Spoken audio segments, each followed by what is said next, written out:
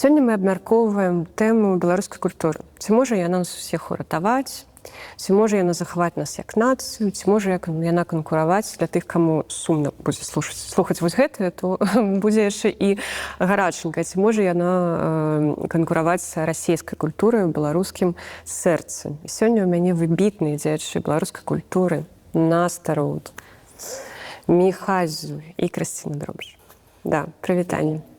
Маё першае пытанне да вас, таму што вы былі на фестывалі Тутака.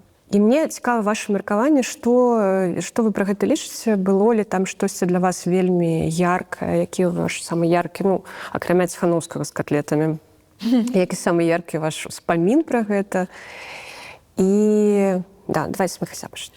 Для мяне Тутака гэта ўжо некалькі гадоў, проста месца, якое я must-have павінен наведаць летом, і, дарэчы, ўжо вядомыя даты наступныя Тутакі, так што ўсіх заклікаю. 10-12 афіцыйна, ад 8 заезд. Я ўжо проста... Дакладна. То бок, самае галоўнае для мяне гэта адчуванне свайго асяроддзя. І прычым цягам некалькіх дзён. То бок, ты ў нейкім, не ведаю, мікрагорадзе апынаешся, дзе беларусы все аднога ведаюць, і гэта самае галоўнае. Гэта вось такая атмасфера еднасці, клёвыя канцэрты. У гэтым годзе, мне падаецца, не памятаю, як у мінулым годзе было вырашэнне, толькі вечарам вялікі канцэрт, толькі ўвечары, калі цёмна, калі святло на сцэну, вельмі класны гук, класныя гурты, я не ведаю там. І ўсе разрывалі, Крымбамбуля разорвала, дай дарогу разрывай, дзесюкі, Быў слэм пад наві-бэнд, понимаете? То бок, гэта ўзровень нейкіх міжнародных еўрапейскіх фестываляў музычных? Мне падаецца, абсолютно. Мне просто пакуль ты адказваў два моманты, якія мне запомніліся. Я на Тутацы ўжо каторы год, я ніколі не запомню колькі. І было два моманты, якія мне запомніліся. Это калі звалі на біс Крамбамбулю, і, на жаль, это не ўвайшло ў трансляцыю. Лявон Артурович і кампанія выйшлі на біс, там у каментарах бураліся, што типа рэдзіска Лявон Артурович, не рэдзіска, яны выйшлі. Я такога на біс яшчэ не сустракала, таму што мы выйшлі ў якасці вядоўцаў. Што б мы не рабілі? Мне здаецца, што калі б мы распранацца там пачалі, і то ніяк не спрацавала бы, таму што людзям трэба была Крамбамбуля яшчэ. Всё. І не перакрычаць. Мы траіх галасілі ў мікрафоны, нуль рэакцыі, пакуль не выйшла ў гурт і не зайграў яшчэ адну песню. Это «Тры чарапахі» былі, здаецца.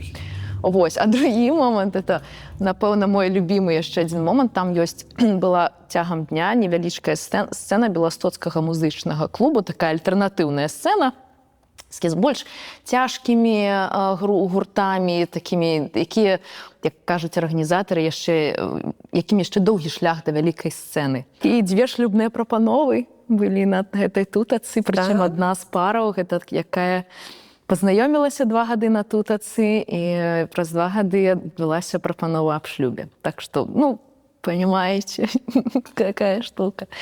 Добра. Добра, тады зараз Настю табе спытаю, як чалавек, які на Тутацы не быў, але чалавек, які зараз вось тут, на гэтай канапе прадстаўнік медыа нашай Нівы. Мне падаецца, што ў беларускіх медыа пра Тутаку пісалі не шмат, больш пісалі ў разрэзе Ціханаўскага і котлет, якіх ён там жарыў. Вось чаму беларускія медыа дагэтуль мала пішуць пра культуру? То бок, калі мы ўсе раней былі ў Мінску, гэта было і медыа працавалі і зараблялі грошы на рэкламу, і жылі за конт рэкламы. І тады гэта было вядома, трэба былі прагляды, трэба было грошы на рэкламу, то бок трэба былі грошы за рэкламу. А што зараз? Зараз ведь у нас уже няма рэкламы, чаму дагэтуль беларускія медыа так мала пра гэта пішуць? Насамрэч, на Тутаку мы ўжо пасля думалі, што варта, канешне, было паехаць, вось не падумалі загадзя адправіць, там, не знаю, паздымаць нейкі рэпартаж зрабіць, таму што, насамрэч, я ўжо пасля думала, што там жа збіраецца, насамрэч, ядравая аўдыторыя нашай Нівы, то бок практычна вось ты едзеш, ты можаш паразмаўляць з тымі людзьмі, якія 100% ці глядзяць, ці чытаюць, прынамсі, дакладна нас ведаюць, то бок это нашы людзі, усе. І ў эміграцыі это, напэўна, самая вялікая падзея, на якую збіраецца так шмат беларусаў, для якіх важная гэтая беларушчына. І насамрэч, гэта наше ўпушчэнне, так? Трэба было паехаць, але я думаю, што на наступнае мы ўжо дакладна дабяромся туды. Так, ну гэта пытанне, што многія ўспрымаюць гэта як працу, калі ты едзеш як медыа, як СМІ, тому што там былі людзі ад нашай нівы, але былі як просто паехалі адпачыць і не збіраліся там думаць ні пра працу, ні яшчэ штосьці. Яны просто хацелі паехаць, як все, патусавацца, просто паслухаць класную музыку, паразмаўляць з беларусамі, паесці котлеты Ціхановскага і так далей. Але ў цэлым, як бы медыа заўжды пішуць пра тое, пра што людзі чытаюць. То бок, калі мы бачым нейкую цікавасць да чагосьці, мы пра гэта больш і больш пішам. І ў гэтым сэнсе, паколькі мы такое масавае медыа, не нішавае выданне, там, як Будзьма, напрыклад, так, яны спецыялізуюцца на менавіта такой беларускай культуры, якая даволі нішавая часам можа быць, то наш падыход, што нам трэба пісаць тое, што цікавіць мільёны людзей. І ў гэтым сэнсе мы пішам, напрыклад, пра новыя серыялы на Netflix, так? Мы пішам пра нейкія там топовыя канцэрты, у тым ліку там «Рукі вверх» у Менску, але просто таму, што там настолькі шмат беларусаў, што нам просто трэба як з'яву апісаць гэта, так? Пра тутыку, ну вось, таксама трэба было, конечно, пісаць. Мы штосьці паставілі, але не было свайго журналіста там, хто б напісаў свой уласны рэпартаж, што мы перастаўлялі штосьці. Вось, але, конечно, недастаткова. Я пасля падумала, дарэчы, што варта было б там нават шапік нейкай нашай нівы паставіць і прыдумаць некую інтэракцыю там з людзьмі, тому што я памятаю, як на Немізе былі грузінскія фестывалі, рабілі такія маштабныя. І мы, напрыклад, там былі. Ну, там нам было што паказаць. Мы рабілі часопісы яшчэ на той момант, выпускалі нейкі там мерч, мы прывозілі, і зноў жа, гэта была магчымасць і паразмаўляць з людзьмі, і неяк абазначыцца так, што мы вось стаім тут, падыходзьце да нас, мы будзем з вамі там камунікаваць. Вось, а тут такога вось мы не прыдумалі, но я спадзяюся, што ў новым годзе, у наступным годзе мы штосьці прыдумаем, прапануем. Можа быць, арганізатары дазволяць нам штосьці ад нашай нівы там паставіць, зрабіць, зноў жа, каб абазначыцца, просто, што мы там ёсць. У цэлым, мы шукаем тое, што цікавіць вялікую колькасць людзей. То бок, і ў гэтым сэнсе падыход да культуры у нас, ён нашмат шырэйшы. То бок, я, напрыклад, лічу, што Слава Камісаренка гэта таксама беларуская культура. Адназначна. То бок, мы не спрачаемся. Так, яна трошки мяняецца, но это пра тое, што вось гэта цікавіць агромная колькасць людзей, і гэта частка беларускай культуры, так? Так, але вы вялікая медыа, адно з самых крупных, ці самая крупная, і мне падаецца, што наша ніва можа браць на сабе крыху там, не ведаю, нейкай такой місіі адказнасці за тое, каб крыху адукаваць аўдыторыю, ці штосьці ей распавядаць, тое, да чаго яна яшчэ, мабыць, не прызначылася ў вялікім памеры, да? Але насамрэч я тут з тобой спрачаюся, таму што наша ніва, мне здаецца, адзінае выданне, якое так якасна і так шмат піша пра гісторыю культуру. Таму што ў нас ёсць асобны чалавек, які спецыялізуецца на гэтым, і ягоная кваліфікацыя, яна пераўзыходзіць увогуле, мне здаецца, кваліфікацыю ўсіх культурніцкіх журналістаў на нашым рынку, так? То бок мы пра гэта даём, і мы даём гэта якасць, з якасцю, якая моцна перазыходзіць, сярэдняе наша ўяўленне пра артыкул пра культуру, так? То бок там у нас ёсць артыкулы, там на 20-30 тысяч знакаў з такім паглыбленнем у тэмы, з такім падыходам крутым, што я, калі гэта чытаю, я просто, я ў захапленні таго, што мы можам сабе гэта дазволіць, што мы здольныя гэта зрабіць на такім узроўні.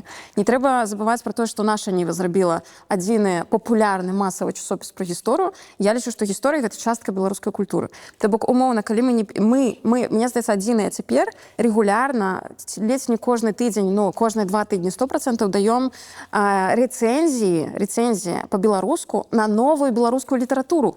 Хто яшчэ гэта робіць на аўдыторыю, якая, у нас мільёны чалавек. Катэгарычна пагаджуся, таму што я, калі чытала, што там выходзіла рэцэнзія на кнігу Сашы Чарнохі «Гвалт», для мяне мне дуже цешыць, калі выходзяць рэцэнзіі на кнігі і спектаклі, таму што гэта самы, мякка кажучы, недасяжны контент. Вельмі мала людзей, якія рэальна могуць напісаць пра гэта. Не проста пераказаць змест кнігі альбо расказаць, што там з чаго складаецца спектакль, хаця б трошку разабраць, хаця б паверхнева.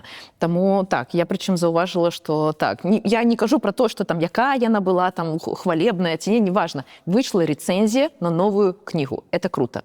Вось, але у мяне пытанне не да нашай нівы хутчэй, а ў прынцыпе, я паколькі займаюся таксама кнігамі, і было некалькі праектаў, дзе мы распісвалі прэс-рэліз, напрыклад, все, рыхтавалі поўны пакет візуала, значыцца, прэс-рэліз, і распісвалі, чаму это там супер, это сапраўды быў досыць буйны і класны праект, якім брала ўдзел там, ну, да халерышча людзей, беларусаў, звычайных беларусак. Я рассылала па СМІ, это не да наша Ніва, дарэчы, надрукавала, я это запомнила. Вось, і ну, даводзіцца угаворваць СМІ напісаць пра беларускую культуру. І я разумею, што ты прыносіш всё. Распісаны грамотна прэс-реліз, караценька, з сэнсам, са спасылкамі, з візуалам, з усім. Тое, што, ну, просто напішыце. Я разумею, што так, гэта не возьме там да халерышча праглядаў, гэта не цытата чарговая Лукашэнкі ці яшчэ чаго-небудзь, гэта не выступ рукі вверх, які сабраў там. Я разумею, але калі беларускія СМІ не прасоўваюць беларускую культуру, то хто тады? Як тады? Я Чаму? Потому что я уже гару. Давай, Міхаш. Гэта вельмі вострая тэма, я не ведаю, гэта балючая тэма. І зноў жа зраблю такую зорачку, да нашай Нівы гэта не тычыцца, бо наша У Ніва... нас есть человек, які піша про спектакль. От Наста просто Ось, зараз будзе ось. адказваць за ўсіх беларусаў. Добре, уже тебе ніхто пред'явить. Гэта замкнутае кола. Матывацыя некаторых СМІ такая. Ну, вас ніхто не ведае, напрыклад. Каму гэта цікава? Адкуль Нас будуць даведаюцца? абсалютна. Свае не пішуць. І потым не трэба здзіўляцца, што беларускай культуры не будзе, калі пра гэта не будуць пісаць усе.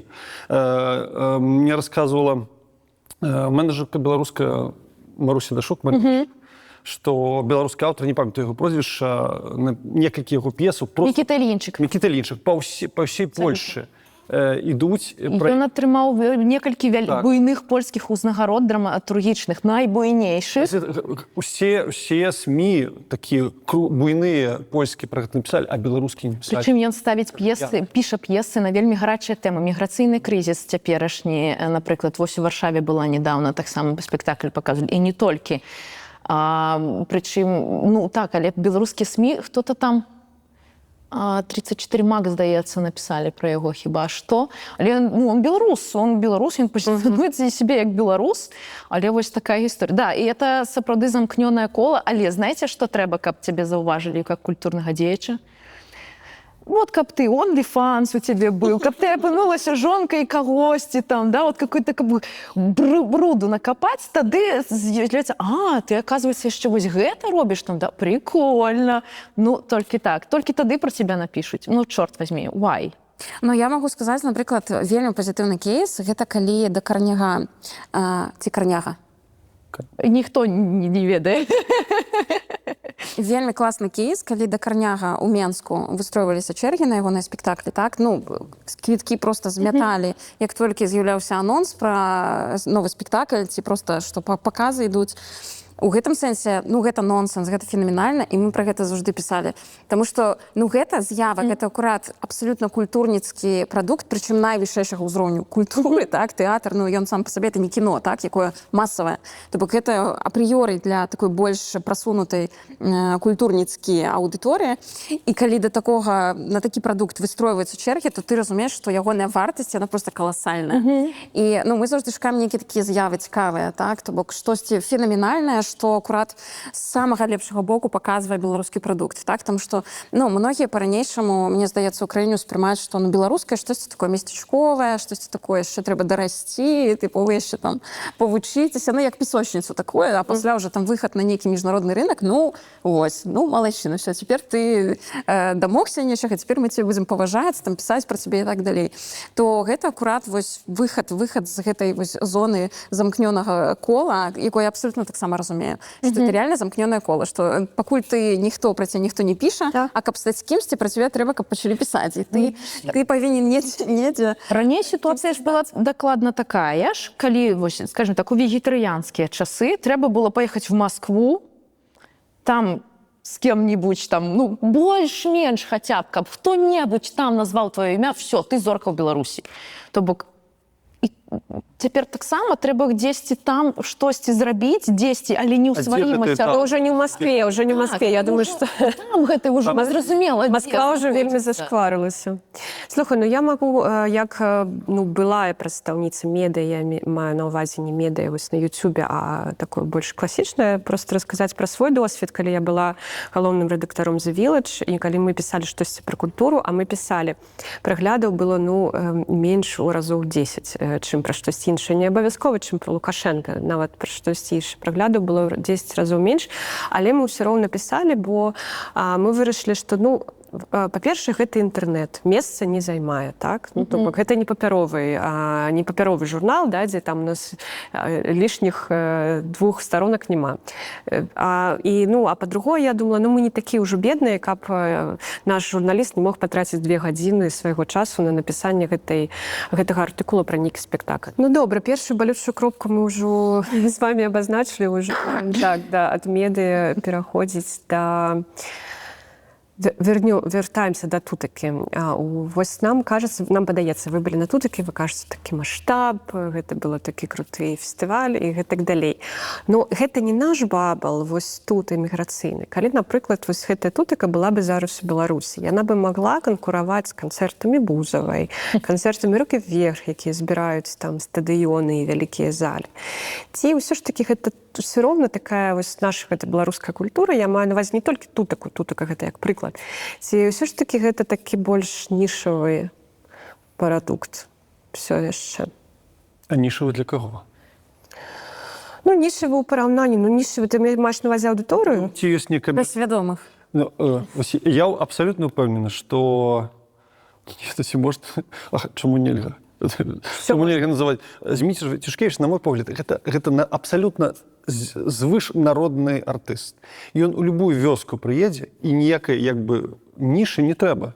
Просто людзі сядуць і паслухаюць песні пра актрысы, пра каханне, пра што ты дзе-то выпіў, дзе-то не дайшоў, дзе-то дрэнна, сумна, дзе-то весела. Ён абсалютна дэмакратычны артыст, то бок зразумелы ўсім. Таму мне падаецца, што, ну, калі б была некая магчымасць, ну, зноў жа мы кажам пра некую уяўную Беларусь, новую Беларусь, то мне падаецца, што адсунулі б і «Рукі вверх», і Бузову. Ну, мне таксама падаецца такая штука. Ну, і зноў жа, это все такое гіпатэтычнае, таму што мы ж выраслі ў гэтым, так? Это ж чорныя спісы з'явіліся не ўчора і не ў 20-м, нашмат раней, і нам не тое, што каб сильно пакідалі выбар, што слухаць, скажем так. Таму і зноў жа тут это хутчэй насуперак ёсць людзі, якія выраслі на НРМ, там, так, которые выраслі на Вайцюшкевічы, на ўсім астатнім. Я ж таксама вырасла на Земфіры, і, прости господи, вставіце тут спасылочку. Ты же ее отменила. Для сябе так. Я ее поразила. В себе. Выключна в себе. Таму тут хутчэй это такая уяўная гісторыя збілася з думкі. І я, дарэчы, цябе падтрымаю, тому што я думаю, калі умоўна Вольскі з Вайцюшкевічам выступалі б на славянскіх базарах дзесяцігоддзямі, аўдыторыя ў іх была б не цяперашняя, а я не знаю, сотні, ў 1000 разоў шырэйшая, чым мы можам зараз вось Можа, сядзелі б тоже і пляваліся б тут, а то, што, господи, сколько можна этого Вольского. Ну, з падтанцоўкай і без. А так... Але іх свядома заганялі ў такое падполе, так, на маленькія пляцоўкі, нейкія там клубы, так, то бок не дазвалялі выйсці на рэальна шырокую сцэну, каб заявіць пра сябе, у тым ліку там на тэлебачанне, ці там на дзяржаўнае радыё, каб цябе круцілі там кожны дзень.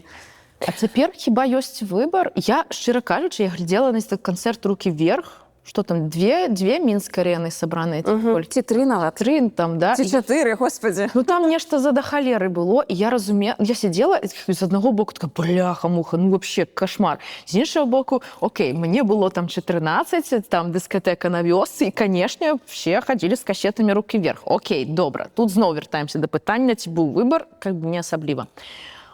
Я подумала про тое, што вось калі б я цяпер засталася ў Беларусі, на мне б там не вісела вот эта гора экстремизма, пайшла б я на іх ці не? А калі б у мяне не было выбару, вот больше, ну няма куды. Не, ну ёсць выбар, напрыклад, не ісці ўвогуле. І тут нават справа не толькі ў пазіцыі, а ў гусце. Ну, то бок, я бы, напрыклад, не пайшла на Бузову ні ў якім выпадку. Нават калі б не было ніякога канцэрта, таму што мне гэта не падабаецца. Чаму такому аграменнай колькасці беларусаў гэта падабаецца? То бок, вы кажаце, беларусы бы хадзілі на Вольскага, беларусы же такія у нас, мы все вельмі з высокім густам, высокай культуры і быта людзі. А чаму такія толпы на Бузове? Толькі таму, што няма выбару? Не, на Бузова, я думаю, не. Это таму, што ёсць людзі, якім гэта падабаецца. Але ёсць, не знаю, сотні тысяч, а можа быць мільёны людзей, якім падабаецца корж, так? і я б з задавальненнем схадзіла на крыжа. Я і хадзіла на крыжа, калі была магчымасць просто паглядзець на гэтых людзей, якія прыйшлі. Мне было цікава нават адчуць гэтую атмасферу. А можа хто-небудзь прыйшоў так паглядзець на Бузову і паглядзець, што типа, вот паглядзець на этих людзей, якія прыйшлі на Бузову. Все так прыйшлі. Да, люди заплатили за квитки только каб паглядзець на... Ну, я просто про тое, што ёсць масавая і беларуская культура, так, якая падабаецца агромнай колькасцю людзей. Той жа Корж, напрыклад, так, на якога прыйдуць, ну, огромная колькасць людзей, может быть, і больш, чым на Бузову. Больше. Ну, бок вы не осуждаете тых беларусаў, якія ходзяць на Бузову ці на рукі вверх. Очень Мне хочется здаецца, осудить. мне здаецца, што на Бузову акурат беларусы і асуджаюць, тому што зараз, калі Марк Фармель зрабіў калабарацыю з Бузовай, колькі гаўна палілося, справедліва, так? Ну, возьміце некага не такога контроверсійнага персонажа, так? Зашкварно, я бы Зашкварна, да. Абсолютно. Ну, то бок, і гэта показала, што это не толькі там наша, так, наш боль. Это писали просто звычайныя беларусы, што ё-маё, ну Бузова, ну типу як? Таму я думаю, што это не толькі як бы наша вось гэта. Але ізноў жа сколькі чалавек. Ну я залезла тады пачытаць каментары на Марк Фармель таксама. Ну акрамя таго, што да, там, конечно, плынь гаўна, але былі людзі, а шо не так? Я разумею, што да, это правильное пытанне ты задала про тое. Ну, ваши, я просто мне цікава ваши спачуванні у гэты Ну, гэта лёгка вытлумачаецца, так? Таму што Бузова была на телеку выраслі там многія там маладыя беларусы, для якіх Бузову паказвалі кожны дзень па музычных каналах, на маскоўскім телеку. На маскоўскім телеку. Калі яна так была на беларускім телеку, яна б не збіралась такое. Беларусы масава глядзелі гэты маскоўскі телек, асабліва паколькі вось гэты все музычныя шоу з суперзоркамі былі толькі на маскоўскіх тэлеканалах. Так, у Беларусі нейкіх аналагаў параўнальных не знайшлося. І таму ясна, што гэтыя людзі, якія на гэтым выраслі, пайшлі пасля на канцэрт Бузовай. Ну, то бок это все лёгка тлумачыцца. Нет, я зразумею тлумачэнне. Мне цікава ваши асабістыя пачуцці ў гэты бок. Ну, шкада. Я і раней, напэўна, пытанне ў тым, як можна сёння ў 25 годзе с утра было на Бузову. Таму што людзі ж хадзілі на вось такія гурты заўсёды. Гэта ж было заўсёды. Просто зараз кантэкст вайны накладае, і вось для мяне гэта толькі вось накладае некае магчымае асуджэнне. А так, ну, у людзей такі густ музычны, ён так сфарміраваны. І што з гэтым зробіш? Ты ж іх... І я вось, мы можам зараз плавна перайсці да Меладзе. Я просто думаю, чалавек вырас, і ён гэта слухаў, і яму гэта падабаецца. І раптам нехта, напрыклад, мы на такіх белых канапках кажам, не, ты дрэнны. Вось што чалавек адчуе? Гэта пытанне, гэта мне няма адказу. Я просто думаю, што чалавек адчуе? 3 літары, куды захочуць нас паслаць. Слухай, а глядзіце, а вы што, не памятаеце, як у дзяцінстве ці ў падлеткавым узросце? Адны казалі рэп-кал, а другія казалі там, не знаю, панк-кал. І все спрачаліся, і не было такого, што мы не можам сказаць, што у цябе дрэнны густ, калі ты слухаеш Бузову. Все сталі такія... Ну, я думаю, што там у дзяцінстве мы не разбіраліся, хто стаіць за гэтай музыкай, за гэтым выкананнем. Мы слухалі музыку, і хутчэй это было такое наша асабістая пазіцыя, там ты слухаеш вот это типа не актуальна, мы не разбіраліся, хто стаіць за гэтай музыкай, што гэта за людзі. Цяпер усё ж такі ёсць шанец паглядзець на тое, не тое, што ёсць шанец, няма іншага выйсця, як паглядзець на тое, хто стаіць за гэтай музыкай, якую яны робяць. Таму што калі Бузова вельмі адкрыта кажа, што я там за войну и все остальное, вообще там, кто наши мальчики и все остальное, ну, как бы, трошечки, ну, мне здаецца, што чалавечы нейкі фактор у галаве мае трошечки пераключыцца, таму што я пераношу гэтыя падзеі нацысцкая Германія, нацысцкая Нямецчына. Умоўна. Мы такие, вот яны раз пачалі вайну, цяпер мы уже разумеем, что так, там уся эта агрэсія и все остальное. Ну, мы, значит, что? Вось гэтых артистов, которые ходят со свастиками, прымаем у себе на концертах, ходим на их тысячами, и никто нас не примушае, просто потому что нам подобается. Ну, а что? Они же ни при чем. Они просто так свастику тут нарисовали, и все хорошо. А давайте съездим в Берлин, на Бундестаг посмотрим, и все остальное. Ну, прикладно то самое. И... Ну, гэта цікавая метафора. И ты разумеешь, что, ну, как бы ты ж немножко там чуть-чуть, может быть, ну, чутка, допустим, думку, что все ж таки это какое-то, может быть, злочинство. Не, для мяне з Бузавай увогуле феномен у тым, што я неяк даўнавата ўжо, ну, карацей, чыста выпадкова паглядзела нейкае забаўляльнае музычнае шоу на кшталт караоке, так? Калі зорак як бы ў навушніках без музыкі прымушалі спяваць. І я пачула, як Бузова спявае. Я, як чалавек, які скончыў музычную школу, так, і збіраўся паступаць у музычную акадэмію, магу сказаць, што ў Бузавай няма ні слуха, ні голаса, нічога. То бок у гэтым сэнсе я не разумею увогуле тых людзей, які слухаюць Бузову, потому што яна не ўмее спяваць. Яе проста паставілі з мікрафонам, але гэта музыкай назваць, ну, вельмі складана, як па мне, так? І ў гэтым пры накладанні яшчэ як бы вось гэты ўзровень музыкі з вось гэтым всім, то як бы ўвогуле, ну, да Бузовай реально шмат пытанняў, як гэта можна слухаць. Мне кажется, мы нават зашмат увагі надаем. Мы можем перейти, Міхась прапанавала Меладзе, але мы так і не... Вы хадзілі на Меладзе? Калі нашы, мабыць, гледачы не ведаюць, што Меладзе зараз гастралюе па еўрапейскім краінам і шмат беларусаў, і я думаю, украінцаў і украінак таксама, но мы кажам больш пра беларусаў, яны нас цікавяць, ходзяць на канцэрт Меладзе.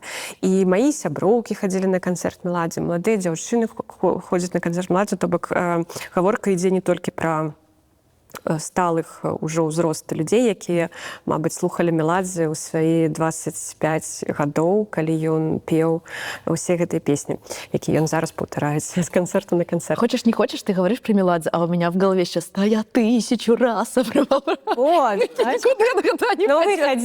вы хадзілі на Меладзе? Не, я не хадзіла і не пайшла б, напэўна. Не напэўна, а 100%. А вось чаму? Вот все белорусы пошли, а вы что, лепишь? Все пошли, и я пошел. А вы чаму не пошли?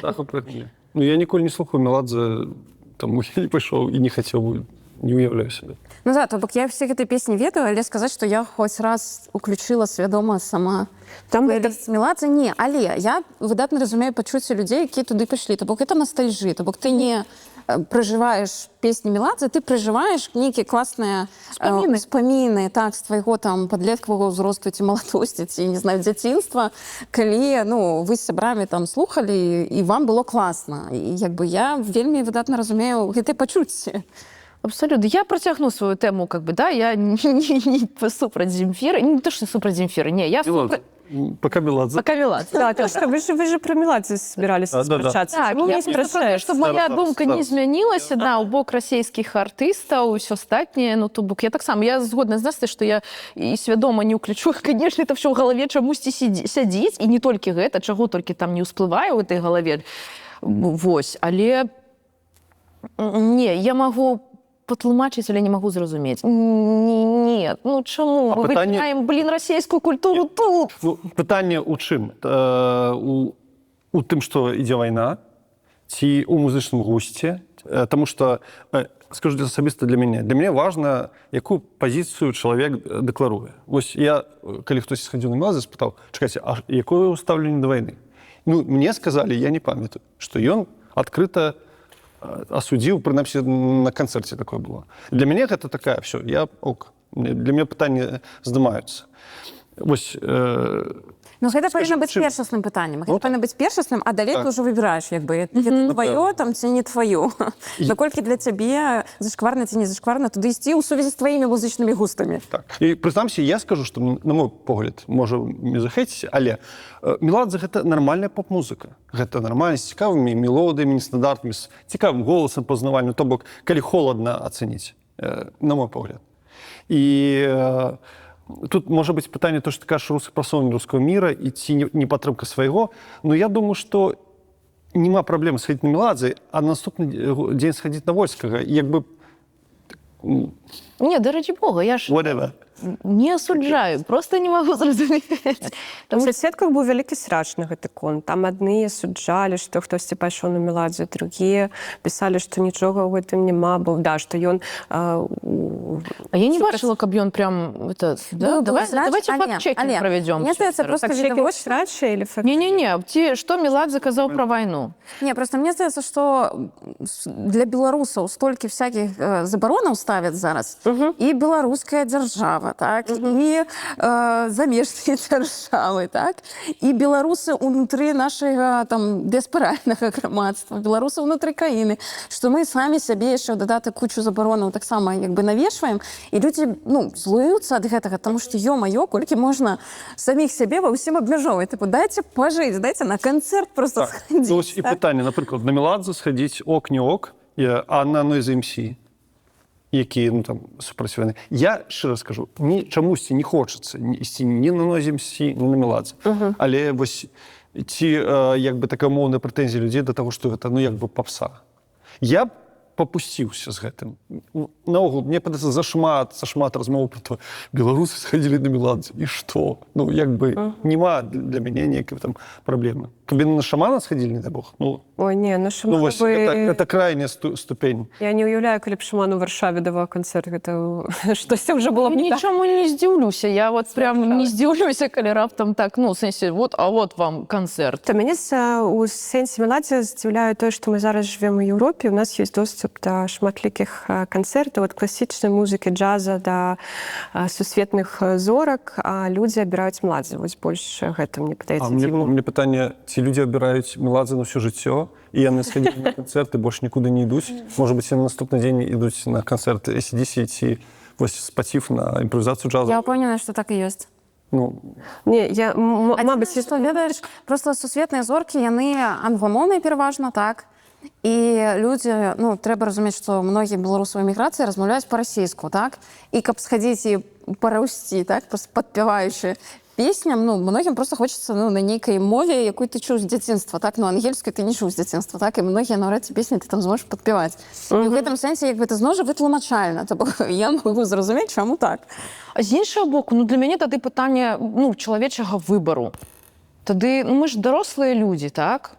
Ну, как бы ты разумеешь, что вот ты можешь сходить туды-то, туды-то, туды-то, ты не помрешь, коли ты не сходишь на Меладзе. Однозначно. Коли тебе так хочется, можешь дома послухать. Абсолютно. Ну, то бок, ну, это питання морального выбору. Ну, то бок, как бы, да, ці маю я право вырашаць, ці магу я там реально, ну, классно, у меня успаміны, так, абсолютно, там, песні года, так само все было в доме, это все грало з телека, але я могу себе сказать про то, что не, я не буду вести на концерт человека, які я пафакт-чекіла, пакуль мы тут сидели, по сутнасці ні разу не назваў вайну вайной.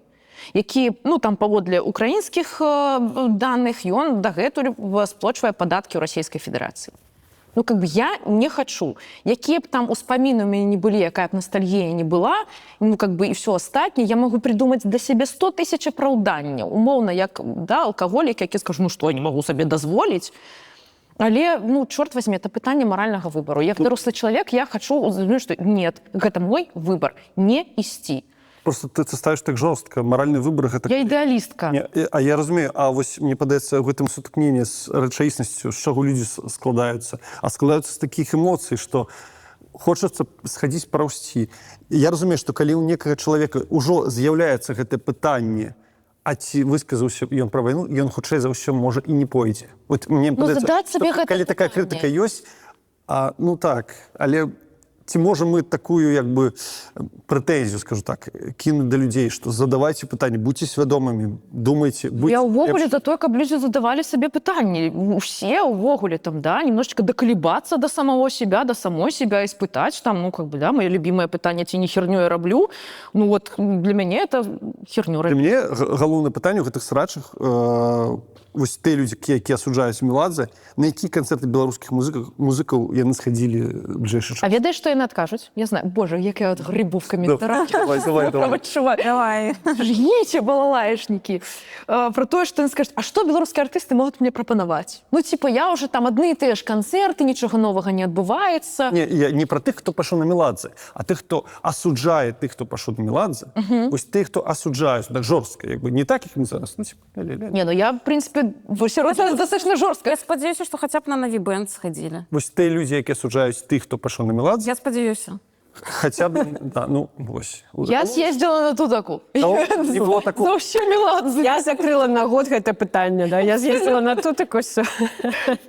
Я, до речі, хотіла сказати, що я неяк почула Іву Саціву, музику, а яна робить такий класний мікс некай народнай і так спадчынай творчасці і сучаснага.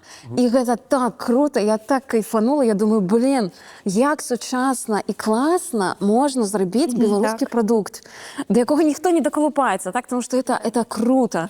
І там столькі беларускасці, эмоцый, нейкай такой глыбіны беларускай у гэтым всем. І так круто, сучасна запакавана, яна сама такая вся сучасная, што ты думаеш, вось у беларускай культуры ёсць будучыня. Ці спевы, напрыклад, пра якіх нават пісаў польскі Вог. Я кажу нават не відэа, што стутакі, яны там выступалі. Так, магічна, класна, гэта гучыць. Таксама гэта гучыць сучасна, па-беларуску, але пераасэнсаванне вось гэтай там народнай культуры, спадчыны. Нават па-расейску, я знаеш, што згадала, ты Міхач мне калісьці адкрыў гэты гурт, які выпусціў адзін альбом, глыбока забыты, але яго слухаю дагэтуль, Фляус і Кляйн. Па-расейску наспяваць, божачкі, в маёй галаве эта музыка сядзіць гадамі ўжо. Дуже рэкамендую паслухаць. Яны жа спаліся, наколькі ведаю, адзін альбом выйшаў, але вот тое, па што я ару перыядычна, я арала за стырном, калі ездзіла. Вось. Таксама па-расейску, але гэта беларускі гурт. Вось. Кажы. Я просто, мы плавно на пытанні мовы, на якой мове, вось така шукаем, і гэта беларускі гурт. Напрыклад, гурт «Петля пристрасця», «Петля прыхільнасці». Гэта беларускі гурт, але большасць альбомаў у іх выйшла на расійскай мове. А апошні па-беларуску. Апошні па-беларуску. Але я нават слухаючы тыя альбомы, для мяне это абсалютна беларуская музыка. Па вайбу, ці там срэбнае вяселле. Таксама, я не адчуваю іх часткай, што яны расійскую культуру. Я адчуваю, што яны спяваюць пра Мінск, які я ведаю, вось. Так. Альбо РСП со сваёй такой смачнай трасянкай. Ганёк, надо плейлісты дадаваць у этих. А я, дарэчы, яшчэ вось зараз, калі у Польшчы на Еўрабачанне магла паехаць вось гэтая падляская Свадайнічас. Так. Я уключила просто плейліст паслухаць, я завісла на паўгадзіны, я ось так глядзела ў экран, не магла адарвацца. Думаю, это таксама абсалютна яна такая вельмі маладая дзяўчына і так класна знайшла вось гэты лакальны вайб. І такая цікавая мова ў яе, і сама музыка, вельмі круто. Слухайте, а давайте насамрэч вы к выхаду гэтага выпуска прышлеце назвы там некалькі сваіх песен, і мы составім плейліст, і назвы гэтых песен і плейліст будзе у нас унізе ў каментарах. С меня Фляус і Кляйн. Я забираю собі. Да, плейліст ад нашых сённяшніх герояў. Пакуль усіх гэтых канцэртаў «Петля прыхільнасці», РСП і гэтак далей, іх няма ў Мінску, іх няма ў Беларусі. Па гэты час дзяржава выпускае шмат нізкаякаснай музыкі. У Купалаўскім штосьці таксама нізкаякасна адбываецца. Не можа так стаць, што зараз беларусам прышчэпяць дурны густ. Па шчырасці, я ўпэўнены, што не, таму што мы бачым у Купалаўскі, як перасталі хадзіць пасля того, як сышлі все класныя акцёры, рэжысёры. Все, ніхто не пайшоў, таму што там хто прыйшоў, дайшоў, сказаў, абы што, канешне. Вось, тое самае, напрыклад, там з сёстрамі Груздзевымі. Вось калі б іх не запрашалі на гэтыя абавязковыя канцэрты з абавязковай прысутнасцю і выступамі Лукашэнкі, то я не думаю, што хтосьці па сваёй волі прямо пайшоў. А што ты думаеш, у Купалаўскім проста пустыя места, акторы выходзяць на сцэну, там нікога няма? Не, там хтосьці ёсць, але там квіткі можна купіць сёння на заўтра, і будзе шмат пустых месцаў. Людзі ходзяць. Такога раней не было. Хто згадвае ранейшыя часы Купалаўскага, за 2-3 месяцы все было выкуплена, все раскуплена. Так, я разумею, але ўсё ж такі людзі вось будзе, як мы людзі не дурныя. Меркавалі. Все ж такі якасць прадукту павінна быць высокай. Калі якасць гаўно, то, канешне, заўжды на ўсё здараецца попыт, і гэта нармальна, так бывае. Але зрабіць штосьці масавым, не атрымаецца ніяк, таму што людзі проста не будуць адчуваць нейкай душы. Адкуда людзі могуць даведацца, што гэта дрэнна, калі, напрыклад, гэта будзе там 18-гадовая дзяўчына, якой вось зараз 18, калі быў 20-й год і быў сапраўдны Купалаўскі, ёй было там 15, или, 18 минус 13. Я гуманітарій, прибачте. Їй було 20. Так, їй було 13, яна ще, може, не ходила у театр, зараз яна буде ходити. Ну, откуда яна доведається, що це дрянно, коли яна нічого іншого не бачила? Просто мені сподобається, вона не прийде другий раз, ось і все. Абсолютно, вона просто не буде любити театр. Да? Буде думати, що це аби що. Яка соціальна думка. Ты знаешь, белорусы просто, что лепей не полюбить и у дорослом возрасте открыть для себя его на новом, чым зразумець, чым полюбіць тое, што не варта было любіць. У плане музыкі тут, канешне, прасцей, таму што гэта больш лёгкі контент, і гэта не жалезная заслона, дзе можна толькі славіць BBC ці «Голас Амерыкі», дзе-то там у дзеда на дзерэўні побач з мяжой. Всё ж таки ёсць інтэрнэт, і это адкрытая прастора. Тут шансаў болей. З тэатрам так складаней, таму што это увогуле вялікая тэма, што тэатр у Беларусі памёр очень давно. І спачатку ён дужа адстаў ад сусветных трендаў, ад еўрапейскіх. Потым ён памёр канчаткова ў Беларусі. Ну, там штосьці яшчэ болтаецца, але, ну, это... Ну, РТБД заўжды класныя эксперыментальныя пастаноўкі ставяць з узроўню высокага. Цяпер ужо...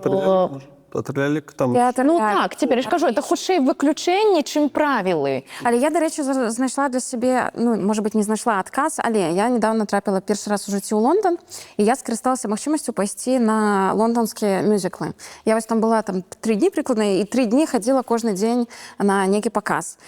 І я упершыню ў жыцці просто побачила масштаб того, як можна гэта рабіць. Так, калі на сцену не нейкі бутафорыі выносяць, там будуюць фактычна, ну, прасторы, у якіх все гэта адбываецца, калі у тебе агонь, ты реальное полымя на сцене, так? Там, я, а в Беларусі нельзя. Зноў жа тэматыка, да? Вот я ходила на мюзиклы Back to the Future, Stranger Things, то бок гэта па-першае тэмы, да, ну то бок штосьці супер сучаснае, вельмі крута гэта запакоўваецца з усімі з усімі магчымымі спецэфектамі. Там, напрыклад, на Back to the Future у фінале машына выязджае просто над гледачамі ў зал, прокручваецца там по 360 градусаў, да, тебе магія на вачах адбываецца. То бок апроч таго, што там крутыя акцёры, галасы просто фантастычныя. Так это все за дзяржаўныя грошы адбываецца. Это все купляется, потому что там аншлаги кожны абсолютно вечер, кожны показ, квитки каштуюць по 100 евро за, ну, вось просто... Ты разумееш, за што ты плаціш? Так, і я зразумела пасля гэтага, што я гэтыя грошы патраціла, но я разумею, што я патраціла іх яшчэ 3 разы, тому што ты бачыш то, што ты ніколі ў жыцці больш нідзе, можа быць, не пабачыш. І гэта пра ўзровень, так? І мне было вельмі шкада, зразумела, чаму там Халезін жыве, тому што гэты чалавек можа на ўсё гэта хадзіць, глядзець кожны дзень і пасля ствараць штосьці, ну, крутое, конкурентное, так, свободный театр, зноў жа, это выход за межы всего, что мы можем уяўляць про то, что такое там театр, так, пераўсведамленне всего.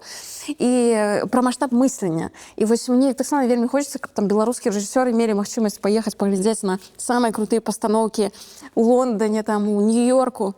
Тут же можа прыйсці стварыць штосьці ў Беларусі, ну, такого ўзроўня. Але ясна, што это дорага. Это... Да, тут же пэўны грошы, яны могуць паглядзець, а вот магчыма ли без дзяржаўнай падтрымкі рабіць штосьці на такое якаснае, штосьці такое цікавае і яскравае, потому што, ну, няма ж грошай. Я думаю, што як вынік так, але, ну, зноў жа, калі гэта конкурентна здольна, калі ёсць канкурэнцыя, калі ёсць за што змагацца, калі ёсць нагледжанасць пэўная, ёсць без дзяржаўнай падтрымкі, без... Я маю на ўвазе як вынік, таму што ў Лондоне я не думаю, што это адразу такое раз, і оно все такое самаакупаемае, канешне, нет. То бок ад пачатку, это была ж заяўка ў Купалаўскім, такая штука, што там 50 на 50, спачатку там дафінансоўваецца дзяржава, і 50% фінансуецца самаакупаемасці. Потым гэты адсотак павялічваўся самаакупаемасці.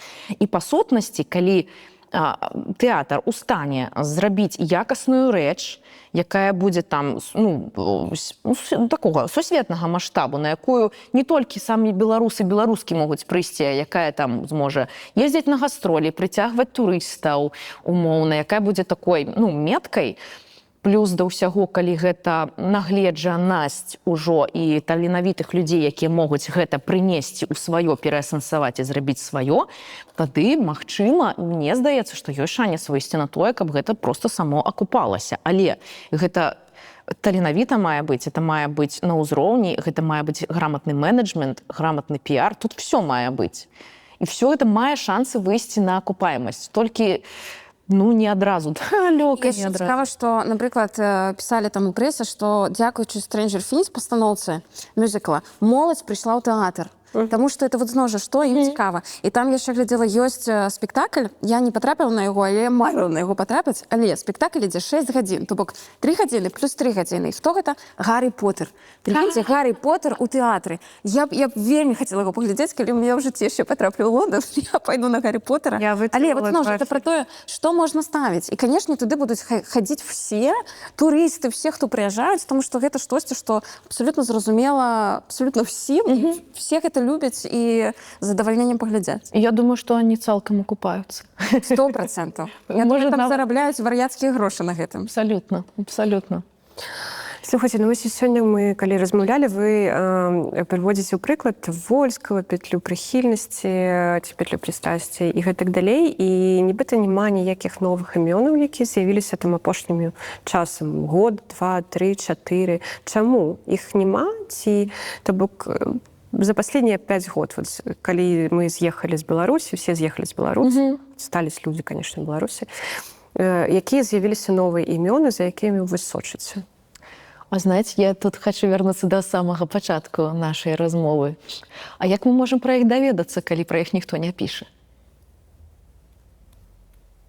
Таму што, умоўна, працавала я ў адным СМІ, дабы не зарабіць сабе яшчэ адну крыміналку прамаўчу, але мы прынцыпова выкавырвалі, сачылі за навінкамі музыкі, каб кожны вечар ставіць нейкую навінку якога-небудзь гурта, выканаўцы, і чым менш вядомага, тым лепей. І так, тады я даведалася пра розныя імёны маладых выканаўцаў. Там вот апошні, з кім я пазнаёмілася, это Мандзік, які выдаў вельмі класны выступ на тутацы, прычым гэта быў такі, ну, адзін з першых, ён прям буйных маштабаў, очень круто было, людзей прям там нормально колбасіла. Яму 24-25, он літаральна недавно вот будзе выпускаць першы альбом. И мы тогда ковыряли, и мы разумели, что всякие комменты были. Приходили люди такие, зачем это все и все остальное. Я разумею, что это новое, это что-то молодое, не заўсёды зразумелое, але про это напише одно СМИ, ну, как бы и все. Калі про эту новую песню, подборку хотя бы новых там песен, подборку молодых выканаўцаў раз на месяц, ну, это ўжо зробіць вялікую справу. Потому что яны ёсць. Яны ёсць. Просто, што яны так чётка паказваюцца, а я яшчэ працую паралельна на дастаўцы, а я яшчэ што-небудзь, і музыка становіцца другім планам, а потым ты упіраешся в то, што это на халеру нікому не патрэбна, ўсё адно это ніхто не прасоўвае, пра гэта ніхто не піша, а ў мяне рэсурсаў няма на якасны піар і ўсё астатняе, на менеджераў, і все, і это все вот, ну, тут же гасне. Але па шчырасці я лічу, што сёння ў нашай сучаснай, як бы, прасторы медыйнай, інфармацыйнай, скажем так, кожны можа стаць зоркай. Напрыклад, там той жа Корж ніколі не даваў інтэрв'ю, не дае і не будзе даваць, таму што ў мяне свае пляцоўкі, у мяне свае платформы, я там са сваімі слухачамі, гледачамі размаўляю, так? І многія, я згадваю, там, як расла Лера Яскевіч. Ніхто пра яе не пісаў, ніхто пра яе не ведаў, пасля бац у Леры Яскевіч там сотні тысяч падпісоты. Таму што яна была блогеркай, яна з гэтага пачынала. Бо я пра тое, што новыя зоркі з'яўляюцца такім шляхам цяпер. То бок просто хтосьці пачынае выкладаць там сваім інстаграме ці там на Ютубе нейкія песні, музыку, і калі гэта класна, то людзі нейкія пацягваюць, і яно пасля расце просто хваляй. То бок зараз гэта всё праз соцсеткі робіцца. Конечно. Мне падаецца, што я тут трохі, можа быць, паспрачаюся. Чому можа быць Спрачайся. Мне падаецца, гісторам, напрыклад, Максіка, вже гэта выключэнне, гэта як памылка выжыўшага. Як памылка выжыўшага. І яго такі выпадак унікальны. А мне падаецца, ёсць шэраг ахрэнітельных гуртоў, пра якіх ніхто не ведае. А гэта гурты, ну, для мяне аб'ектыўна класна. Вось Фляус Кляйн сёння сказаў. Хто ведае? Напішыце, хто ведае гурт Фляус Кляйн. Ну, хто? Ніхто не ведае. Вось ведаце гурт «Сіндром самазванца». «Сіндром самазванца». Плыту недавно. Это чарговы проект, ну, не чарговы, просто проект Уладзі Лінкевіча, так. І зрабіў класны беларускі гурт «Дон Кіхот». У іх быў проект з Эрыкам Арлоў Шынкус, Эрык Харотніца. Люта Сакавік. Зараз такі робіць, я не ведаю, пост-рок, прог-рок на беларускай аснове. Вельмі раю паслухаць. Гэта цікава. Гэта не шырока папулярная, можа, музыка, якая можа залеці, якая можа заляцець у тиктоку ці што. Не, гэта не тое. Гэта такі, трэба паслухаць. Яны выдалі плытку. зараз жалко. То бок, ну, правда ёсць, просто вось калі ты кажаш, што вы рабілі некую падборку, вось такога, можа, трохі бракуе. Каб Так. новых, Але па шчырасці, ось, напрыклад, пра «Молчат дома» пачалі пісаць, калі яны ўжо сталі суперпапулярнымі. Так. Типу, «Молчат дома», беларусы, реально? Типу, Так, мы причым- все спалі, яны за Так. гэты Не- час сталі мільённую аўдыторыю знайшлі, сталі просто топ-гуртом, і мы такія, «Молчат дома», реально? І нават у гэтым выпадку «Молчат дома», вось у них выйшаў альбом «Белая полоса». І хто пра яго Хто пра гэта напісаў? напісаў? А гэты альбом, які піша «Вашингтон Пост», здаецца. А мы, гэта ж наш, свае, трэба зноў, як быццам забыліся то, што вспомнілі ў 20-м, ну, як бы, берагчы сваё і яго так падымаць, казаць, што гэта класна, хваліць. Просто калі я яшчэ чаму пра гэта пытаю, потому што калі размаўляць думаць пра моладзь, да, то вось гэтыя імёны, ну не ты, якія ты зараз называў, а папярэдні. Ну вось НРМ для моладзі, выбачайцесь, да, то есть гэта можа для такіх пенсаў, як мы яшчэ, ну мы Але не ці пенсы, чарапахі ўсе будуць... Абсолютно, буду спевать незалежно до зросту и ведать текст. ну, можа, таму што гэта ўжо так культавая песня, гэта культавы твор. Но ўсё астатняе гэта не для моладзі. І дзе вось гэтыя героі для моладзі, на якіх яны маглі бы глядзець, якіх яны маглі бы слухаць. Бо нават тыя ж «Молчат дома», «Супербес» і «Мастерлайт», напрыклад, пра якіх і пісалі ў Беларусі, все, якія вельмі крутыя. Уже нават яны не такія, как бы, ну не то што маладыя, но я имею в виду, мабыць, для нейкіх 18-летніх падлеткаў уже нават яны не будуць такім прыкладам, да, які можна глядзець і слухаць, прыкладам там беларускай музыкі или беларускіх гуртоў. Таму мне цікава. Я просто думаю, што мы, ну, ўжо будзем як пенсіі для 18-гадовых. Таму яны будуць, у іх будуць свае героі, і сярод беларусаў 100%, што мы пра іх нават ведаць не будзем. Таму што мы не круцімся ў гэтых асяродках, мы не з'яўляемся часткай гэтага Но кам'юніці. гэтыя музыкі ёсць. І я ўпэўнена на 100%. таксама ўпэўненая, што Просто мы ніхто пра іх ніколі не слухаў. Не чуў. Я чуў, што Ну, да. зараз ёсць у Беларусі нейкая хваля, мне расказвалі, я не ведаю, ці праўда это, новая хваля падпольных канцэртаў, такіх вельмі Кватэрнікаў так. кватэрнікаў, дзе проста секьюрасць максімальная. Там не палітычна граюць, але менавіта вось Ну, гэтым адчуванне сэнс вот этого хвалі, да. подпольщины, так? Это и класс. Зноў на ангельскім спрабаваю спяваць. Ты думаеш, ну што ты ў Беларусі жыў? У сённяшняй Беларусі ты спяваеш на ангельскім, навошта? А вось хочуць прабіцца. Ну, гэта круто. Ну, а вось Каржа ўжо ўзгадвалі. Вы пойдзеце на Каржа? Не. Я хадзіў. Я пайшла.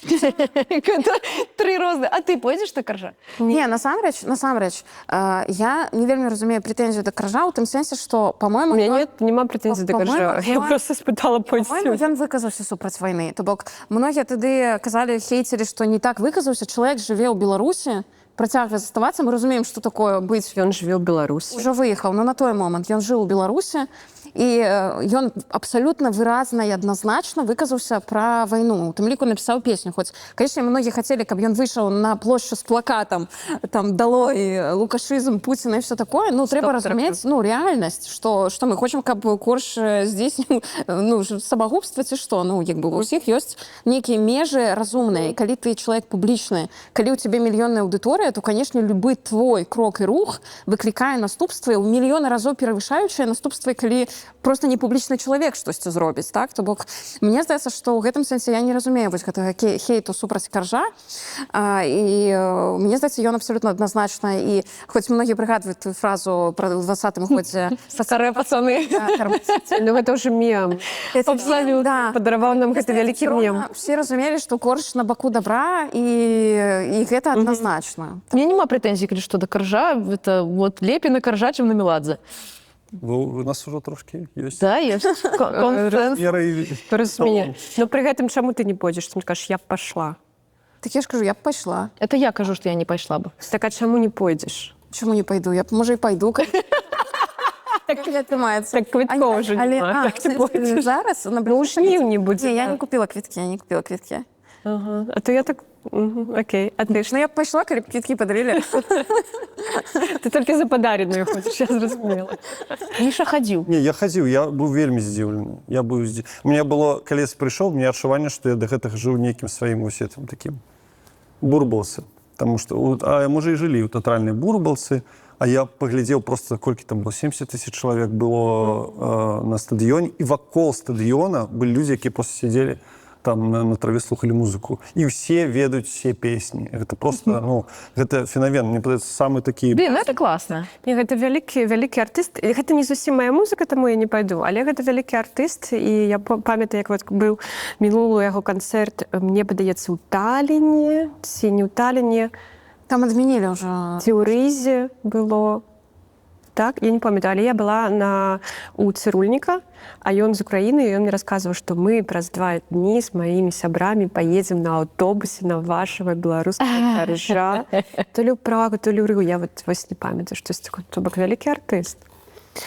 Добра, я хочу попросіць гледачоў, дарэчы, напісаць у каментарах, што вы беларускае глядзелі ці слухалі, які культурны беларускі прадукт вы спажывалі апошнім часам, і што вы нам можаце параіць. Мабыць, гэта канцэрт, мабыць, гэта нейкі твор, альбом, кніга, штось такое. А з вас плейлісты вы памятаеце?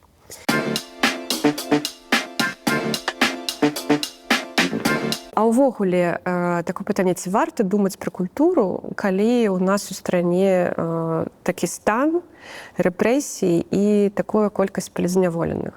Можа, трэба, як часта кажуць пра нейкі шэраг пытанняў, што, можа, там адразу трэба разабрацца з вось гэтымі рэчамі, а ўжо потым думаць пра такія менш важныя рэчы. Што вы думаеце? Мне здаецца, культура заўжды перажывае самыя драматычныя падзеі. Часта ў самыя цёмныя часы нараджаюцца самыя магутныя вялікія творы, так? Таму што ёсць рэчы, пра якія хочацца гаварыць, пісаць, разважаць, пераасэнсоўваць на розных пляцоўках. Так, як тое ж самыя цяжкія часы, самыя лепшыя часы для журналістаў, тому што яны запатрабаваныя ў гэты час. Ты разумееш, тому што ты прыйшоў прафесію, так? Не пра коцікаў кветачкі пісаць, а пра нейкія там рэальныя падзеі важныя. Так і тут, мне здаецца, што это акурат шанец для культуры пераасэнсаваць все, што з намі адбылося.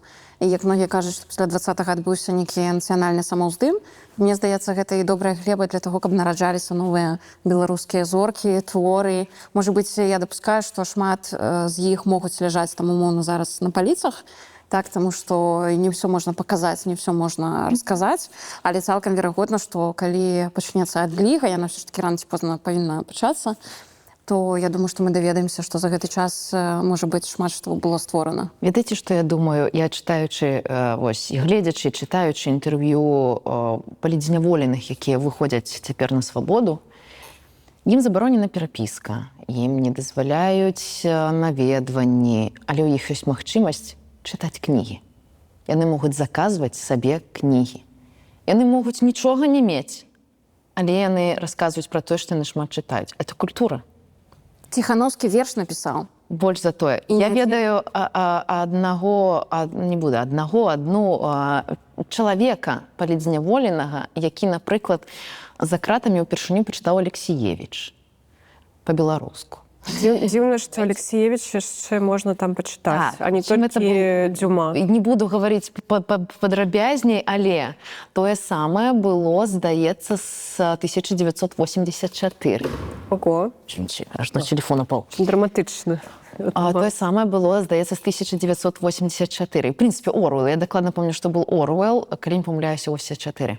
Я пра тое, што нават уявіце сабе, што культурная частка, менавіта літаратура, якая там все такія на халеры нам не патрэбная, вось тут, да, калі там я займаюся літаратурай і разумею, што это вот такая вось вузкая сцежка, гэта не песня, не кліп, якую ты паслухаеш, там пачытаеш за 5 хвілін, гэта кніга, на якую трэба вот прям адкласці ўсё і чытаць, альбо слухаць. Вось вот вузенькая сцежка, але калі чалавек трапляе ў суперцяжкія абставіны, яму пакідаюць адзіную магчымасць чытаць кнігі. Ну, цяпер уже там, походу, па-беларуску не сильно начытаешся. Як казала моя маці, што добрая літаратура ратуе ад самых дурных думак. Вось, абсалютна. Таму для мяне... І гэтая глеба, дарэчы, і стварэнне. Я просто згадваю, што Андрэй Скурко, напрыклад, кнігу дзіцячых вершаў напісаў. І не адну ж, прычым там же ж некалькі было. Хаця, здаецца, так, ты знаходзішся там у цямніцы, і ў гэты час такія прыгожыя рэчы з цябе выходзяць. Ну, таму это вот такі, это сімвалічны прыклад для мяне, што культура, чаму яна важная. Все скончваецца. Скончваюцца рэвалюцыі, скончваюцца войны, скончваюцца людзі, народы, але застаецца культура іхная. это такое не дуже падабаецца слова само культура, тому што оно какое-то агульнае, у гэтым няма прадметнасці, так? Але ў 30-е гады знішчылі, ну, все знішчылі. Там, да, вот все, что беларуские, все, вот, что можно было знішчыць. Але, чорт возьми, выжило, і цяпер зноў набірае, па крысе, памаленьку. Так, это, канешне, не той маштаб, які б хацелася. Але яно нейкім чынам выжыла, і нейкім чынам, вось у 20-м раптам столькі людзей захацелі гаварыць па-беларуску, і раптам вспомнілі пра чырвона-белы сцяг, і раптам пачалі слухаць беларускую музыку, і все, яны звярнуліся да чаго? Да беларускай культуры. Таму, хочаш, не хочаш, это не ты яе выбіраеш. Яна тебе, сходи сюды. Все, таму, з іншого боку, я могла б пайсці, там, умоўна, так, воевать. Я могла б там сидеть за кратами. Я умею рабіць сваю частку культуры. Я умею гэта рабіць, я хочу гэта рабіць, мне гарыць гэта рабіць, то я буду гэта рабіць, ведаючы, што, кажа мой калега, вынік нашай працы мы побачым з табой гадоў праз 10-15, калі вырастуць тыя, для каго створана тое, што мы цяпер робім. Як это было вот у перыяд, калі разваліўся Савет, і так, і вот это кавалачак, калі все стало становіцца беларускамоўным, калі вот этот росквіт з'явіўся, і удалося пакаленню захапіць вот этот вот кавалак паветра, а потым гэта вынесці на хвалю. Ну, паглядзім, таму пачакаем. Все, я закончила свой эпос. Надо, трэба мне что-то сказать. Ці не трэба? Ты должен задаться по Я думаю, что нема просто выбору такого, что думаць про полізняволеных это трэба. Але хтосьці можа пісаць, записывать кнігі, хай робіць, ну, пісаць песні, сцэнары, все что загодна. Хтосьці будзе, хтосьці палітык, у кожнага просто свая сфера. І я нават не за то, каб надта не думаць про культуру, а просто займацца. Абсолютно. Гарыць, рабіць. Не можаш не рабіць? Не рабі, да. Можаш не рабіць? Не рабі. Не можаш не рабіць? Рабі. Все вельмі проста. Гэта быў бы цудоўны момант, каб скончыць, але яшчэ одно пытанне вам задам. Вось вы у траіх, вы беларускамоўныя, вы вельмі свядомыя, вы любіце беларускую культуру, вы яе спажываеце. Якую параду вы дадзіце, і, можа, вы вырашыце, што гэтага і не трэба рабіць, каб крыху адсунуцца ад спажывання расійскага контенту, спажывання расійскай культуры? Не все могуць паўнавартасна замяніць сабе расійскую культуру беларускай культурай. Мне здаецца, што так і кажуць, так, што ў Расіі просто так шмат всяго створана, дзе так шмат всяго ўзяць беларускага. Так. Ёсць ангельская, так? Вчыце ангельскую мову. Гэта самы лёгкі спосаб уратавання сябе ва ўсім гэтым. Вось мы недавно з Андрусём Белавешкіным, доктарам беларускім, записывалі інтэрв'ю, і ён класную думку сказаў, так, што ён на нейкі момант зразумеў, што все, што створана ў Расіі, прайшло расійскую цэнзуру. Адпаведна, яно адпавядае расійскаму светапогляду, які, адпаведна, ужо прышчапляе табе вось гэты рускі свет у малых дозах. Вось. І таму ён на нейкі момант зразумеў, што я буду чытаць все створанае там па-ангельску. Чаму? Таму што там няма нічога табе не прышчапляюць, і ты сам як бы вольны вырашаць, што з гэтага ты будзеш браць, што не будзеш браць, але на цябе, як на беларуса, не глядзяць з вышыні рускага свету. І гэта, ну, мне здаецца, у сучасным свеце, дзе я разумею, што, можа быць, камусьці складана гаварыць па-беларуску, хтосьці будзе баяцца гаварыць па-беларуску, што гэта можа быць спосабам, прынамсі, не стаць часткай рускага свету. І, канешне, патрошку адкрываць для сябе нейкія крутыя беларускія прадукты, таму што іх шмат. Вось, таму просто трэба шукаць сэрцам, што табе будзе класціся на твою душу, што табе будзе падабацца, што табе будзе яе грэць. І патрошку збіраць сваё вось гэтае кола нейкіх беларускіх прадуктаў. Як я ўжо казала, я лічу, што той жа Слава Камісаренка — это беларускі комік, і які нясе беларускае бачанне. Вось, таму нават паход на канцэрт Славы Камісаренка — гэта ўжо далучэнне да беларускай культуры. То бок можна пачынаць са Славы Камісаренкі, так? А пасля патрошку ісці далей, там, слухаючы беларускую музыку таксама, так, беларускіх аўтараў. Нават калі гэта «Молчат дома», ўсё роўна ты будзеш в галаве думаць, што это нашы хлопцы і дзяўчаты, так? Вось, таму маленькімі крокамі ісці да вялікай беларускай мары. Згодом, мне падабаецца, дарэчы, пра ангельскую, бо зараз гэта нашмат прасцей яе вывучыць самастойна, ёсць штучны інтэлект, ёсць YouTube, ёсць Duolingo і гэтак далей. Ну, перакласці што-то ўжо, мне падаецца, пакрыху, гэта магчыма. А я хочу сказать спочатку про проблему. Дети и YouTube.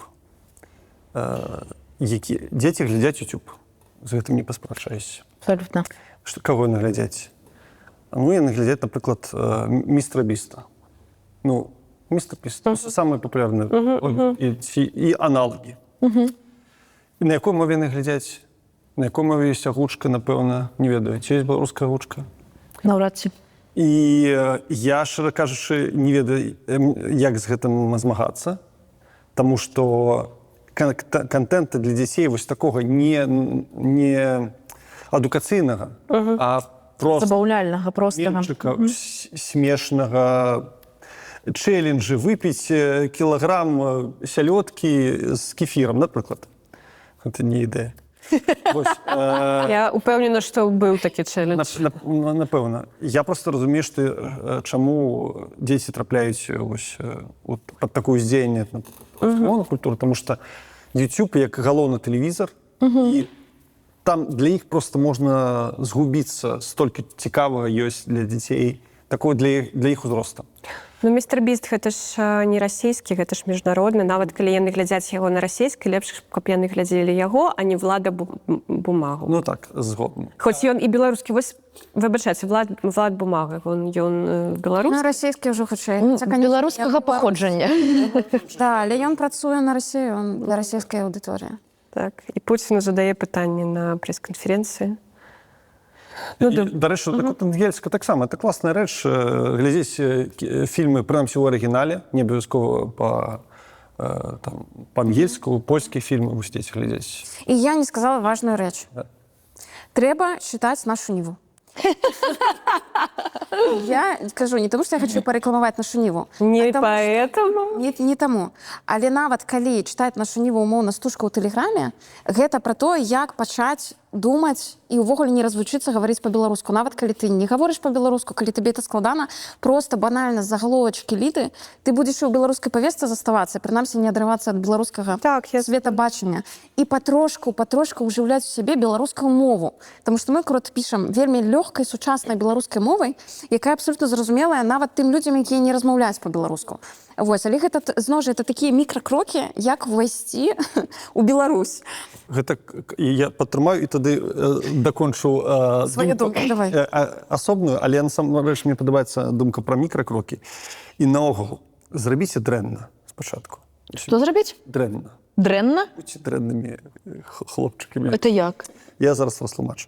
Напрыклад, для мяне напісаць добры сцэнар гэта вельмі вялікая адказнасць. І ты ніколі яго не сядзеш пісаць. Гэта моя сітуацыя. Вось напісаць добры, якасны, таленавіты вось такі сцэнар. Не. А калі ты сабе дазваляеш напісаць дрэнны сцэнар, абы які, просто зрабі. Просто зайдзі ў дакумент, зрабі нешта, зрабі назву, зрабі дрэнныя дыялогі. Ты як бы сябе падманеш, ты уцягваешся ў гэты праз, ты не баішся. То бок, што мне падаецца, калі заставіш сабе мэту стаць таким беларусам, які вось просто у яго ў адным воку Грундульская бітва, у другой бітва пад Оршай, і он все слухае толькі там НРМ просто в яго па скурах там, то хутчэй за ўсё ты просто сарвешся ў нейкі момант і пойдзеш на канцэрт Добра Каліміладзе. А калі ты патрошачкі вось песеньку паслухаеш плейлістик, это ж не складана, просто патрохі. Обмануць себе, вот зацягнуць па дробязі, па кроку, паціху. Я вот телефон сабе калісьці паставіла на беларускую мову. Android дае, прынамсі, такую магчымасць, не ведаю, як там у вас у яблычнікаў, калі вы яблычнікі. Дае. Вось, то мне там как бы все красиво. Это, конечно, своеасаблівая мова система. Сейчас так размаўляць праз беларускую мову на... Ой, не, ребята, если б я же андроидчик, не обижайся. Нет, там, конечно, цікавая сістэмная мова, але яна ўдасканальваецца, вот, это факт. Але сам факт таго, што ты просто для сябе становіцца натуральным, тое, што паведамленні, тэлефон, астатні. Мы ж не толькі пра мовы, да, вы уже так крыху на мове развіваліся вось. Маленька. Я хочу падтрымаць, думку Насты і яшчэ прывесці прыклад наконт вот этих расійскіх перакладаў. вийшов у видавництві Янушкевич, одна з моїх апошніх прочитаних і дуже класних кніг «Yellow Face». Настя Карнацкая рабіла пераклад, і пакуль яна рабіла пераклад на беларускую з арыгінала, відавочна, яна рабіла раз на тыдзень такую рубрику ў сторіс, дзе яна брала цытату з кнігі, і ейны расійскі пераклад. Чорт возьми, это сериал, за якім я назірала, я просто ходила, это так не знаю, ржачно, рогатно, не ведаю, тому что яна это захавала в таких в хайлайтах, і, здаецца, і падкаст про гэта рабіла. І, канешне, так. І тут этот яркі прыклад таго, як можна не просто перакласці, чалавек взял, дапісаў, перапісаў кнігу, змяніў цалкам сэнс. Это просто... Я была дуже рада, што я чытала яе першыню па-беларуску у перакладзе, дзе мне са зносачкамі ўсё тлумачылі, дзе ў мяне быў дакладны пераклад чалавека, які разумеў, што ён перакладае. Таму я яшчэ, там, што тычыцца так, мы прывыклі, што у нас па телеку ідуць расійскія серыялы. Ну, у меня дома было так. Там вот это телеканал РТВ, там штосьці яшчэ, і какая-нибудь там Кармеліта, не ведаю, што яшчэ. Я пачала кавыраць, разумела, што окей, ну не толькі ж Расія у нас здымае серыялы, правильно? Я пошла просто вот открываю там сайт с киношками и гляжу, вот норвежские сериалы. И пошла по норвежских, Словения, Словакия, Исландия. Божечки, охренительные сериалы, черт возьми, дуже классно зробленные. На халеры мне вот это все. Там и столько было знято за гэтыя часы. Я пачала замяняць гэта на контент просто іншых краін, просто з іншага боку. На Захадзе таксама шмат чаго парабілі. Ну і так, і з'явілася такая звычка глядзець у арыгінале з субтытрамі. Я не магу, напрыклад, усё зразумець, але прынамсі і ангельскую так можна падвучыць, таму што калі гэта па-ангельску. Ты чуеш, бачыш пераклад, бачыш недасканаласці перакладу субтытраў. Вось, але і прывыкаеш да галасоў, да мовы, а не да таго, што табе навязваюць тое, што прайшло расійскую цэнзуру. Вось, таму, да, ну, карацей, мы самі ствараем сваё асяроддзе. Мы хочам піць каву, мы ідём п'ём каву, мы лічым, што нам ужо досыць на сёння каву, мы наліваем сабе вады і п'ём ваду. Это тое самае, толькі ў больш глобальным сэнсе. Міша такой, блях. Что про цикорий? Что про цикорий? Сегодня что у нас? Четверг. Кава с корицей сегодня у нас. Слухайте, ну дякую вам за поради, дякую за ваше міркування, за вельми жваву. Давай на финал драку какую-нибудь зробимо. Вау. Прийшла в ефір, ні з ким не посралася. Для нарезки. Давайте, Для нарезки. ви її на фінал, а ми її на початок поставимо, каб уже одразу зачепити. Да, Так і зробіть. А потом фінал дорисуємо. Думаю, що знімаю топик. Ну супер, мені вельми сподобалося. Дякую. Дякую велике. Да, запрошайте ще. Обов'язково. Обов'язково. Дякую, супер.